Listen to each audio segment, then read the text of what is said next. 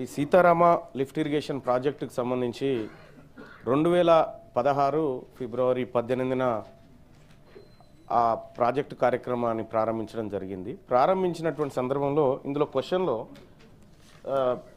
రాష్ట్ర ప్రభుత్వం జవాబులో 13,057 కోట్ల నుండి 19,465 కోట్లకు పెంచిన విషయం వాస్తవమేనంటే రాష్ట్ర ప్రభుత్వం అవునండి పెంచడం జరిగింది, వ్యత్యాస అంచనా పరిశీలనలో ఉందనేటువంటి మాట చెప్పడం జరిగింది. సార్ ఇది 13,000తో ప్రారంభమైంది కాదు సార్, ఇది యాక్చువల్గా 7,926 కోట్ల అంచనాతో ప్రారంభమైనటువంటి ప్రాజెక్టు సార్ ఇది. అయితే దీన్ని 2018 ఆగస్టు 2న 13,057 కోట్లకు తీసుకొచ్చారు అధ్యక్ష. అలాగే తాజాగా 19,465 కోట్లకు తీసుకొచ్చారు. అంటే 6 ఏళ్లలో ఈ ప్రాజెక్టు కాస్ట్ను 11,539 కోట్లు పెంచారు అధ్యక్ష. సో ఒక 6 సంవత్సరాల్లో ఈ ప్రాజెక్టులలో వచ్చినటువంటి మార్పు ఏంది? అదనపు ఆయకట్టు ఏమైనా జరిగిందా, లేకపోతే ఏది వస్తువుల ధరలు ఏమైనా పెరిగినాయా? సో ఒక్క ప్రాజెక్టు విషయంలో ఇన్ని వేల కోట్ల రూపాయల అంచనాలు పెరుగుతూ ఉంటే ఇది నిజంగా అంటే ఒక్క ఆ ఆయకట్టును దాన్ని పరిశీలిస్తే ఒక్క ఎకరాకి దాదాపు 28 లక్షల రూపాయలు ఖర్చు పెడుతున్నట్టు కనిపిస్తూ ఉంది అధ్యక్ష.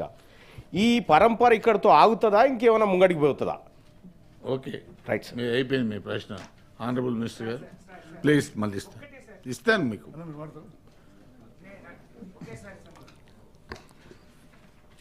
చైర్మన్ గారు, ఇప్పుడు మెయిన్గా ఈ యొక్క రివైజ్ ఎస్టిమేట్స్ గురించి మరి సభ్యులు అనుమానాలు వ్యక్తపరిచారు.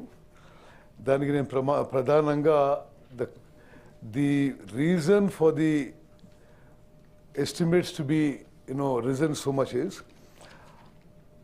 డిస్ట్రిబ్యూటరీ నెట్వర్క్కి ఎంతైతే ల్యాండ్ అవసరం ఉందో ఒరిజినల్ డిపిఆర్లో లేదు. ఒరిజినల్ డిపిఆర్లో 9,000 ఎకరాలు అవసరం ఉందనుకుంటే ఇప్పుడు రివైజ్డ్ డీటెయిల్ ప్రాజెక్ట్ రిపోర్ట్లో 18,000 ఎకరాలు అవసరం ఉందని చెప్పి మరి రివైజ్డ్ డిపిఆర్ వచ్చింది. దానికి అదనంగా ల్యాండ్ ఎక్విజిషన్కి సిగ్నిఫికెంట్ కాస్ట్ పెరిగింది. అదేవిధంగా ఆ రోజుకి ఈ రోజుకి జిఎస్టీ పెరిగింది. జిఎస్టీ 4% నుంచి 8% పెరిగింది. సో టోటల్ ప్రాజెక్ట్ మీద జిఎస్టీ అమౌంట్ పెరిగింది. అదేవిధంగా ఒరిజినల్ ప్రాజెక్ట్ కాస్ట్లో ఎలక్ట్రికల్ సబ్స్టేషన్స్ అసలు ఎస్టిమేట్స్ లేవు.